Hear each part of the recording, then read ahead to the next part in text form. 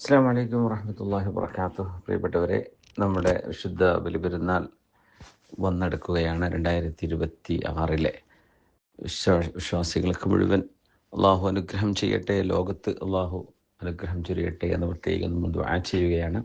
ബലിപെരുന്നാളിൻ്റെ ഏറ്റവും ശ്രേഷ്ഠമായ കർമ്മങ്ങളിലൊന്ന് ബലിദാനമാണ്, ബലിയിറക്കലാണ്. അതുകൊണ്ടാണ് ഉദ്ഹിയ്യത്ത് ഉള്ളതുകൊണ്ടാണ് ഈദുൽ അദ്ഹ എന്ന് തന്നെ പേര് വരാൻ കാരണം. നമുക്ക് ഏറ്റവും പ്രിയങ്കരമായത് അള്ളാഹുവിന് വേണ്ടി ത്യജിക്കുക എന്നതാണ് ഇതിൻ്റെ ആശയം.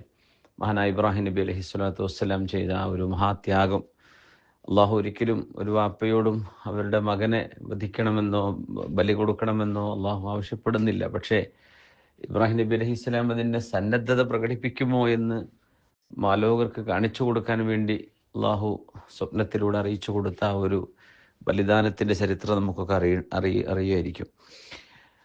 കഴിയുന്ന ആളുകൾ അന്നത്തെ ദിവസം സാമ്പത്തികമായ കഴിവുള്ള മുഴുവൻ ആളുകളും ബലിപെരുന്നാളിൻ്റെ സുദിനത്തിൽ അല്ലെങ്കിൽ അയ്യാമു തശ്രീഖ് എന്ന് പറയുന്ന അത് കഴിഞ്ഞുള്ള 3 ദിവസത്തിനുള്ളിൽ, 3-ാമത്തെ ദിവസത്തിൻ്റെ അസ്തമയത്തിന് മുമ്പ് ഉദ്ഹിയ്യത്ത് ചെയ്യാവുന്നതാണ്.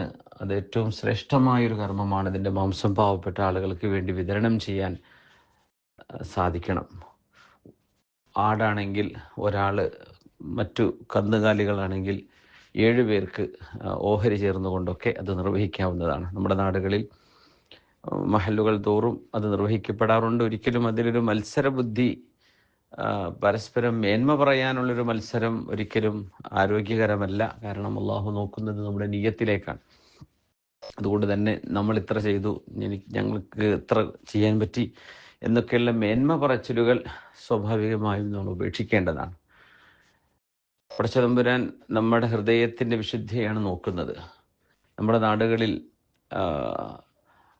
ദാരിദ്ര്യം അനുഭവിക്കുന്ന ആളുകൾ വളരെ കുറവാണ് എന്ന് തോന്നുന്നുണ്ടെങ്കിൽ, നമ്മുടെ പരിസരങ്ങളിൽ അതിനേക്കാളും യോഗ്യരായ അർഹതയുള്ള ആളുകൾ തൊട്ടടുത്ത മഹലിലോ തൊട്ടടുത്ത രാജ്യത്തോ നമ്മുടെ ഇന്ത്യയുടെ തന്നെ പല ഭാഗങ്ങളിലോ ഉണ്ടെങ്കിൽ, വിശ്വസിക്കാൻ പറ്റുന്ന ആളുകൾ അവരെ നമുക്ക് വക്കാലത്ത് ചെയ്യാൻ പറ്റിയാൽ, അതായത് എൻ്റെ ബലിദാനം, ആ ബലിയിറക്കാൻ ഞാൻ നിങ്ങളെ വക്കാലത്ത് ചെയ്തിരിക്കുന്നു എന്ന് പറഞ്ഞുകൊണ്ട് ഇന്ത്യയുടെ നോർത്ത് ഇന്ത്യൻ ഭാഗങ്ങളിലോ അല്ലെങ്കിൽ ആഫ്രിക്കയിലെ നൈജീരിയയിലൊക്കെ നമ്മുടെ മലയാളികളായ സുഹൃത്തുക്കളുടെ കീഴിലൊക്കെ നടക്കാറുണ്ട്. അങ്ങനെയൊക്കെ നമുക്ക് ഏൽപ്പിക്കാവുന്നതാണ്.